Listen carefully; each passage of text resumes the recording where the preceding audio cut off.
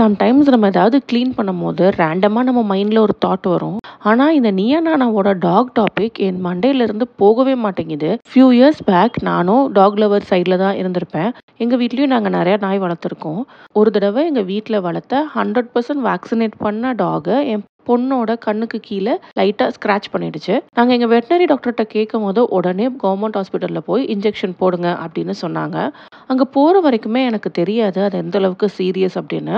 அங்கே போனதுக்கப்புறம் எப்படி ஒரு எமர்ஜென்சியை ட்ரீட் பண்ணுவாங்களோ அந்த அளவுக்கு ட்ரீட் பண்ணி 2 ஊசி பாப்பாவுக்கு போட்டாங்க. ஏன்னா ஃபேஸில் இருக்கிறனால எக்ஸ்ட்ரா ஒரு இன்ஜெக்ஷன். அப்புறம் நாங்கள் ஒரு 5 டோஸ் தொடர்ந்து போட்டுகிட்டே வந்தோம். ஸ்கூல் யூனிஃபார்ம் ஸ்கூல் பேக்கோட பசங்க வரிசையில் நின்று அந்த ஊசியை போட்டுட்டு வந்தாங்க.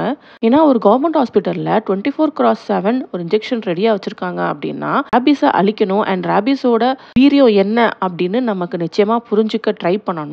சின்ன ஸ்க்ராட்ச் தானே, ஒரு சின்ன பப்பி தானே அப்படின்னு தயவுசெய்து இக்னோர் பண்ணாதீங்க. ஒரு உயிரினம் தான், அதுக்கும் நம்ம லவ் பண்ணணும். இது எல்லாமே ரொம்ப முக்கியம் தான். சேஃப்டி ரொம்பவே முக்கியம். பர்சனல் ஒப்பீனியன்ஸை தள்ளி வச்சுட்டு பப்ளிக் ஹெல்த்தை பற்றி நம்ம பார்த்து ஸ்ட்ரிக்ட் மெஷர்ஸ் எடுத்தால் தான் இதுக்கு சேஃபான சொல்யூஷன் கொண்டு வர முடியும்.